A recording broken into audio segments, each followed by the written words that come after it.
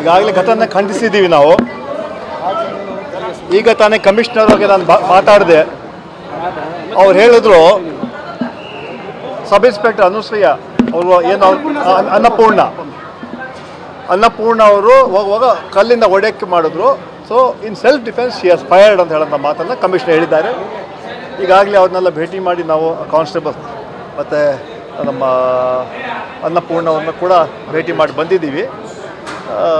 ಈ ಘಟನೆ ಬಗ್ಗೆ ಆಗಲೇ ನಾನು ಫೋನ್ ಮಾಡಿದ್ದೀನಿ, ಮುಖ್ಯಮಂತ್ರಿಗಳು ಸಿಗಲಿಲ್ಲ, ಈ ಎಲ್ಲ ಮಾತನ್ನು ಅವ್ರು ಕೂಡ ಹೇಳ್ತೀನಿ. ಒಟ್ಟಾರೆ ಈ ಘಟನೆ ತಲೆ ತೆಗೆಸೋಂಥ ಕೆಲಸ ಆಗಿದೆ. ಒಬ್ಬ ಬೇರೆ ರಾಜ್ಯದ ಒಬ್ಬ ಯುವಕ ಇಲ್ಲಿ ಮರ್ಡರ್ ಮಾಡಿದ್ದು ಅದೊಂದು ದುರ್ದೈವ. ಆದರೆ ನಮ್ಮ ಅಧಿಕಾರಿಗಳು ಮಧ್ಯಾಹ್ನದಿಂದ ಕೂಡ ಇದ್ರ ಬಗ್ಗೆ ಸಾಕಷ್ಟು ಅದರ ಹಿನ್ನೆಲೆ ಇದ್ದರು. ಅವರು ಕೂಡ ನಾನು ನಮ್ಮ ಪೊಲೀಸ್ ಅಧಿಕಾರಿಗಳಿಗೆ ನಾನು ಅಭಿನಂದನೆಗಳನ್ನು ಸಲ್ಲಿಸ್ತೇನೆ. ಯಾಕಂದರೆ ಅಷ್ಟು ಸೀರಿಯಸ್ನೆಸ್ ಆಗಿ ಇಮಿಡಿಯೇಟ್ಲಿ ಅವ್ರನ್ನ ಹಿಡಿಯೋದಕ್ಕೆ ಪ್ರಯತ್ನ ಮಾಡಿದ್ರು. ಅವರು ಅಂತಿಮವಾಗಿ ಇನ್ ಸೆಲ್ಫ್ ಡಿಫೆನ್ಸ್ ಫೈರ್ ಮಾಡಿದ್ದಾರೆ. ಆ ಶೂಟಿಂಗಲ್ಲಿ ಅವರು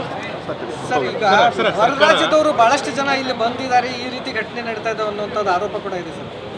ಇಲ್ಲ, ಎಲ್ಲರಿಗೂ ಅದೇ ರೀತಿ ಹೇಳೋಕ್ಕಾಗೋದಿಲ್ಲ. ಯಾರು ತಪ್ಪು ಮಾಡ್ತಾರೆ ಅವ್ರಿಗೆ ನಿರ್ದಾಕ್ಷಿಣ್ಯವಾಗಿ ಕ್ರಮ ತಗೊಳ್ಳೋಕ್ಕೆ ಈಗಾಗಲೇ ಪೊಲೀಸ್ ಡಿಪಾರ್ಟ್ಮೆಂಟ್ ನಾವು ಹೇಳಿದ್ದೀವಿ.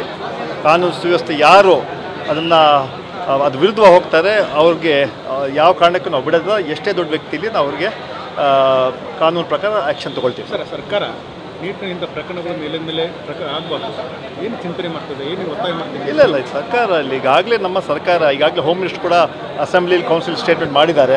ನಮ್ಮ ಸರ್ಕಾರ ಅಧಿಕಾರಕ್ಕೆ ಬಂದ ಮೇಲೆ ಸಾಕಷ್ಟು ಕಡಿಮೆ ಆಗಿದೆ.